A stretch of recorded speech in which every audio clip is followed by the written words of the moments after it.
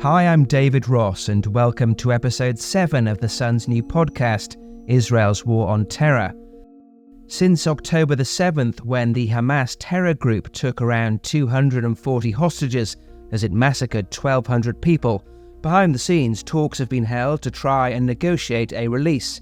Mediators from Qatar, Egypt and the US are among those who've worked to get a deal done between Israel and Hamas. As a 4-day ceasefire kicks in, families of hostages are trying to process their experience, and there are more questions than answers. What do you say to a child who's been in captivity for more than 6 weeks, who may not have parents or a home to go back to?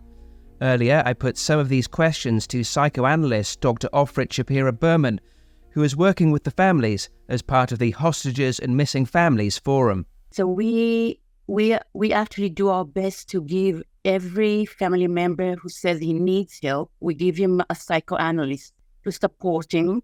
It's not quite therapy at the moment. People are too much into the trauma and actually need to hold up their strength. So it's extremely difficult to go into deeper layers or into the deeper feelings. But we do our best to support them and to actually help them to hold on to a very, very difficult present. And how has the therapy developed over time since that initial first horrifying shock of what happened to the drip feed of information from the IDF and from the government, and as various deals have been attempted to be negotiated, how has that changed? So I can actually say I've been just meeting today with one of the aunts of a 19-year-old girl who was kidnapped, and I can actually say that things are getting tougher and tougher as time goes by. I think when I first started working with the family, they were in a combination of shock, but also they had a lot of hope to see their daughters soon. And as time goes by, and on this Saturday, it's going to be 7 weeks since they actually lost their child, and it is in terms of lost. They're getting more and more depressed, less and less hopeful, very, very afraid as to her situation, to her health. They have a lot more trouble to handle both their lives, like in terms of should they get back to work? Should they keep themselves busy just with fighting for her return? The family is actually, in a way, breaking down. This girl has 3 siblings. Younger, one is older than her and 2 are younger. It's extremely difficult for them to be at home and to be in touch with their parents because their parents are so devastated. And one of her brothers is 11 years old. He has actually moved out of the house and he stays away at with family relatives because he can't bear to see his mother so devastated. So we're actually seeing more and more issues with the families, and more family members are reaching out to have help. They seem to be weaker than they used to be 6 weeks ago. In terms of the actual specifics of the trauma that individuals are experiencing, how has the level of brutality that was witnessed on October the 7th impacted these relatives when compared to let's say, previous incidents, albeit terror is terror, but there seems to have been a deliberate level here to make things as sickening as possible? They've been affected vastly and horribly. They are all very concerned with the violence that either their loved ones have witnessed or have endured themselves. For example, the family that I'm supporting personally, the daughter has been photographed with stains of blood. It's obvious that she's wounded, and actually her pants are all blooded, and they are profoundly terrified of the possibility that she was sexually abused. Another family that I know on a closer note it's a man whose wife and 3 children have been kidnapped. The younger is 4 years old. Another boy is 8, and his older daughter is just 10. And they have actually witnessed somebody shot into their safe room a 3-year-old baby, toddler, who was covered all with blood because her parents were murdered, and someone found her sitting or lying on the body of her mother, and he just picked her up and brought her to another safe house and they found the phone of their daughter who was kidnapped. All of them were kidnapped from the safe room, and that man found the cell phone of his daughter in which she texted her mother so the other children wouldn't hear. Is it true that this girl's parents were murdered? So he's now waiting for his children to come back. He's very hopeful that they will be back in this prison deal. And he's terrified of what his children have witnessed. And of course, no one has any idea what their medical situation is because the Red Cross was not allowed to meet them. So we do know that some of them were wounded, were shot, but we have no idea what the situation. And parents are beginning to talk about how scared they are to meet their children. They have no idea what their children have witnessed before they were kidnapped. They have no idea what they've been through while in Gaza. And of course, many of these people who were taken hostage have witnessed the most horrible atrocities ever. We have no idea what to expect in terms of the people who will be back. What advice are you giving them to cope with things hour by hour, day by day?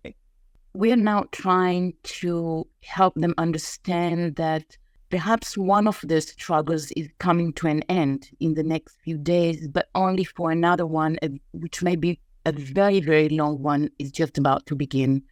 That it may be that the first few days will be happy and blissful, but it's just a matter of time until the trauma would come out. And the trauma would come out, and it's going to be, for most of these people, a profound trauma that will need years and years of therapy. And one of the men that we've been supporting has this idea that he keeps saying, telling his therapist that, well, if my wife was raped, then that's the end of everything because she wouldn't be able to get out of it, and I'm going to lose her. If she hasn't been raped, then everything is going to be okay. And of course, nothing is going to be okay. It's just whether she was raped or she wasn't raped. He will need to face and to adjust to a completely new reality that, again, I'm saying no one in the Western world has ever had to treat children who were kidnapped or women for such a long time. It's unheard of. We know of these situations in Africa. We know that in Nigeria, young women were kidnapped and held for years away, and some of them didn't want to come back. Of course, this is not the situation. They are. I'm sorry for the cynical. They are dying to come back, but it's going to be a very difficult situation. Those first few days, as you've mentioned, what are you telling the relatives to do in terms of an approach when in the event that they are the inverted commas lucky ones whose kids, wives, sisters are returned? What are you telling them in terms of an approach, how to react and how to be? Is it the way everything is going to be impacted from sleep to food, everything? I'll tell you first what my first association is. It's not necessarily what I tell the people, the relatives. But I'm thinking like it's a new mother who has to meet her new baby for the first time, and it may be a baby who is not well, and she has to be very, very attentive to the clues that the baby gives her as to what he needs. And it may be a baby that may not want anyone to hold him because it may be overwhelming for him, or it may be a baby that needs to be held 24/7. And since it's not a baby, it will be more difficult actually, because I think we do tend to think that if it's not a baby and it's a person that can talk, then he may be quite clear in what he needs. But probably the hostages themselves will not know what they need. They may be irritated, they may be withdrawn, they may be very scared of everything. They may be unable to sleep in their own beds. Like one of the things that we keep telling the parents, that they should be prepared for the children to want and to need to sleep in the parents' bedrooms. And we also have to take into account that many of these children were kidnapped from areas that were already in a way traumatized.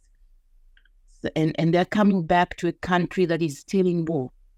So we're not having as many missiles as we used to have, but it's not completely quiet here. So everything is going to be probably very, very tense, and they will need to be very attentive. And we're also trying to prepare them to the difficulty that they may experience in having to serve someone. They will need to be in service of their family. And it's not easy. The family themselves have been traumatized in the last 6 weeks. Many of them have witnessed the atrocities of October 7th. It's not like some of them, of course, were not living in the kibbutzim at the south, but many of them were kidnapped from their homes. And like, for example, the father that I'm talking about, the 3 children kidnapped, he himself was wounded at October 7th, and he had to have an operation. And when the doctors asked him, who do you want us to inform? He said, there's no one to inform. My family is gone. It's not like we have a healthy person who has to treat someone who is coming back with a trauma. We have traumatized people who need to be in service of other traumatized people. And that, of course, adds a lot to the difficulty. And of those who come back, some, as we know, are young kids, there may be a level of disassociation. They may not remember their family in some cases. Most of the children were kidnapped alongside with one of their parents. So we do, the very young children, we do have the 3 years old that I spoke about before. The one was found on the body of her parents. Both her parents were murdered. So, but she's 3 years old. I do think she will remember her parents. And actually, when she was found and she was asked what happened, she said, they killed my parents. We do have a 10-month-old baby, but he was kidnapped alongside with his mother. So the only hope I think we have, and our hopes have been reduced to the smallest particles. I do hope that they weren't separated. But it should also be said that there are some children that the Hamas has lost touch with, that we don't know where they are. So this is going to be one of, I think, the most painful experiences for families with children who expect them to be back, and they may find out in a day or two or 3 or 4 that their children are gone. We have no idea where they are. That's going to be an extremely painful experience. I recently interviewed a member of Zaka, the first responders whose job it is to recover the remains of terror victims. He told me that the therapists need therapists. Yeah. I was wondering how you and you guys were coping. So first of all, we are supporting Zaka, for example, and we are now actually, we've just received a request from the from the pathologists. They're all, experts, physicians. They are so traumatized, they can't hold it up. One of them said that he was at the shift for 24 hours. That's it. And he came back home and he told his wife, I want to die. I can't bear it. I can speak only of the psychoanalysts, okay, because this is the group that I'm working with. Most of us are well analyzed, okay? Some are still not. I hope they will return to analysis, but we're very strong people. We've all had probably the deepest treatment possible, but we are being supervised. We have asked all the people, all the analysts who are supporting bereaved families or families of those who were kidnapped or families of the survivors. The survivors are also in a terrible situation, to participate in group supervisions, for them to be able to speak out and just share some of what they're going through. But I do think that most of us are just holding everything inside, and we are probably being supported by our family. At least I am. When I come back from seeing the survivors or the kidnapped, the family of the kidnapped, I just stop with my husband and I sort of try to share with him at least some of the most difficult feelings that I have. But it's basically, we are holding up, and I think we're waiting for our turn, and we may have to wait for years. There aren't enough therapists to treat the therapist. But until then, you'll continue doing what you're doing to help those affected. 24/7. We are completely dedicated to that. Only thing I think that wakes me up at night, the only nightmare that I have is that someone has asked for help, and for some reason I didn't get him a therapist. This is what me and all of my colleagues, we just dedicate all of our time for that. It's the only thing that we care about. Psychoanalyst Dr. Ofrit Shapira-Berman there. So just how delicate is this ceasefire, and what would have to happen for it to fall apart? Retired Major General Rupert Jones was the deputy commander of the Combined Joint Task Force which defeated ISIS. He says it won't take much for hostilities to resume.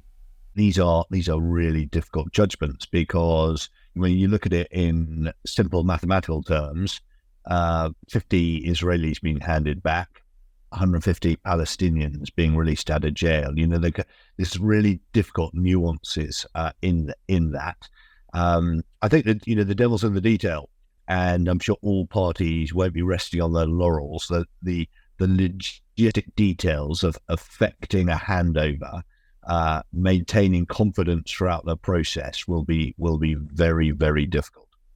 And with your military and theatre of war experience, how frustrating do you think it might be for the heads of the IDF, in that presumably they've made significant progress in their military operation to eliminate Hamas, but now that progress is stalled?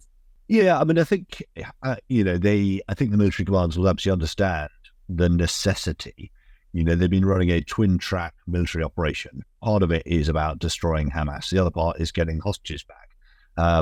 And getting 50 hostages back will be a great thing for the military commanders. Nonetheless, they will feel they're losing a bit of momentum. It gives them an opportunity, of course, to take stock, get a little bit of rest, bring forward supplies, and just consolidate a bit. But of course, it equally gives the enemy, Hamas, the opportunity to do the same. And they will be worried that Hamas will exploit this to reposition, to slip away anybody they want to slip away. And of course, one of the requirements of the agreement was that Israel wouldn't fly aerial surveillance over Gaza during the period. And that will certainly cause the Israeli military some concern. Although they've got other intelligence methodologies they can use to mitigate that, it will still be a concern to them. And how confident are you that the ceasefire will hold? And what constitutes a breach? Yeah, I mean, I think that's where this is all about faith and confidence, isn't it? And we can't pretend there's much faith or confidence between the Israelis and Hamas, and so it doesn't take very much for a ceasefire like this to be compromised. I mean, it really doesn't. Either because genuinely one side feels that bad faith has been displayed, or frankly, because they're looking for evidence of bad faith. They're almost kind of waiting for an excuse. And so it won't take very much. It really, really won't. What is a breach of a ceasefire? It's one side's interpretation. And I doubt very much that they've set out in detail what would constitute a breach of ceasefire. Is it one trigger-happy individual with a machine gun, or is it an airstrike? Where's the boundary point on that?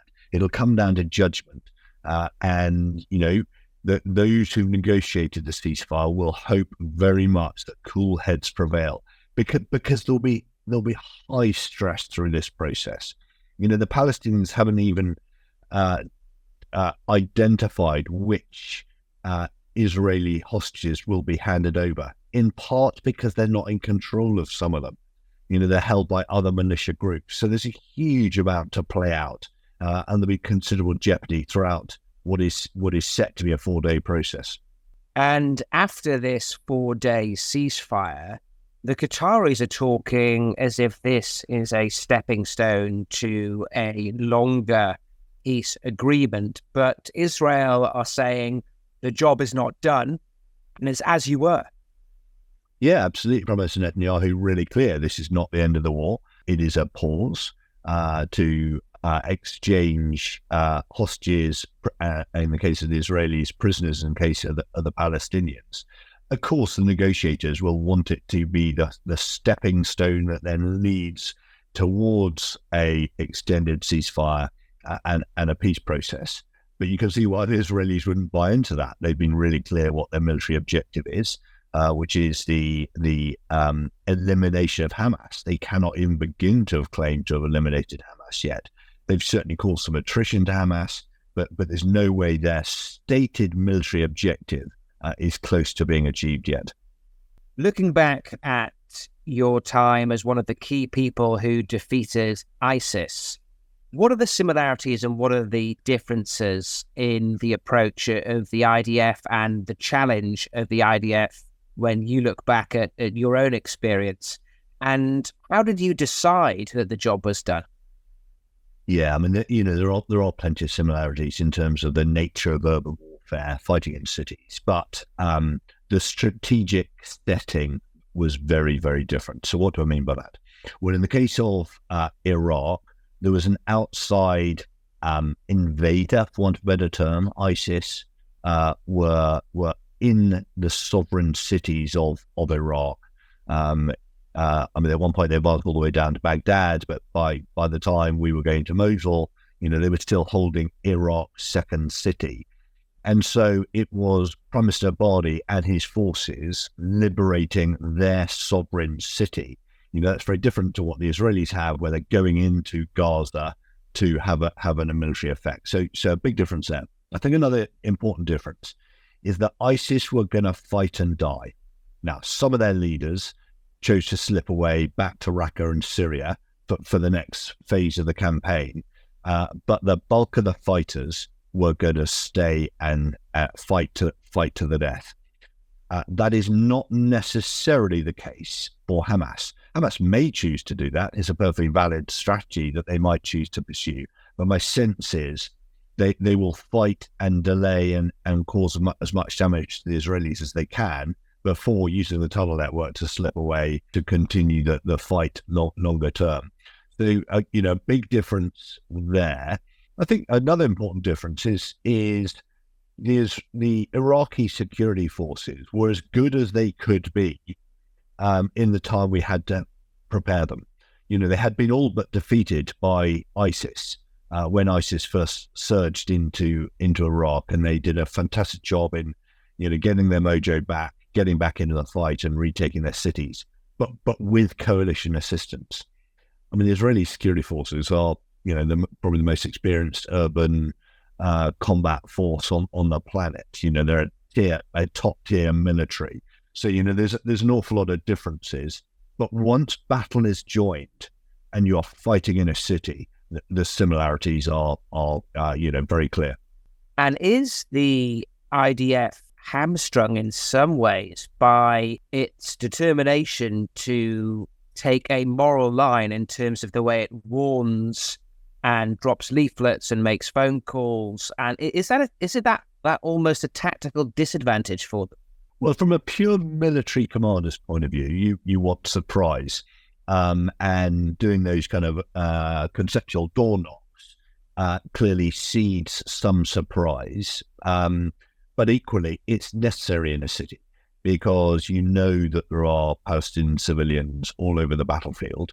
That it's not in your military interest to cause civilian casualties, nor indeed as an individual. Morally, they're human beings. They don't want to kill people where they don't need to. So, it's a balanced judgment, isn't it? And, they would much prefer a situation where northern Gaza was only occupied by Hamas fighters. That's not the case. And so they have to work with the circumstances they find. They know they need to work with it inside international humanitarian law. They've got to operate within the law of armed conflict. And that requires them to make those sorts of judgments. How concerned do you think they are about other fronts opening up? They've been not insignificant, but there hasn't been the full-pronged attack from Hezbollah that we thought might happen. How do you think that they're weighing up those potential other fronts? Yeah, I mean, I think at the front end, back in early October, it seemed an entirely realistic possibility that Lebanese Hezbollah would mount some kind of genuine offensive up in northern Israel. And you saw that in the way the Israelis responded early on. They had a big force facing Gaza, but they absolutely balanced onto the other fronts, northern Israel, Golan Heights, facing Syria. That hasn't manifested itself to the degree that they and others were worried about. Now, there's no doubt they have been on the receiving end of harassing attacks, you might call, just irritant attacks all the way through. So the Israelis can't take their eye off those fronts. And indeed, in recent days, there's been a little bit of an uptick in those attacks, but they haven't ever developed into something more significant. It is interesting to consider why that is, because Lebanese Hezbollah, clearly strongly influenced by Iran. It would feel as though Iran is just keeping, the reins on activities. It would seem to me it's not in Iran's interest for there to be a wider spread of the conflict. That drags America in potentially. I just don't think it's in Iran's interest to do that. So I think they will want to continue to harass Israel, but not allow it to spread to the next stage. And you also see that, of course, in the Iranian-backed militias in Iraq attacking U.S. forces. Something like 67 attacks, I think, over the last month or so onto American bases in Iraq and Syria that have caused casualties. But again, my sense is that Tehran will be moderating those attacks very carefully to make sure they're an irritant to America, but they won't want it to go over a threshold that sees significant escalation. That's not to say the Americans aren't responding. They have been striking back against those militia forces, but there's a sweet spot that I think Iran won't want to go beyond, and we should certainly hope that that's the case. Retired Major General Rupert Jones there. That brings an end to this week's episode of Israel's War on Terror. You can search for more installments wherever you typically get your podcasts. Please let us know in the comments if you've any questions you'd like us to answer, and we'll do our best to take them on in the coming weeks. Thanks for listening.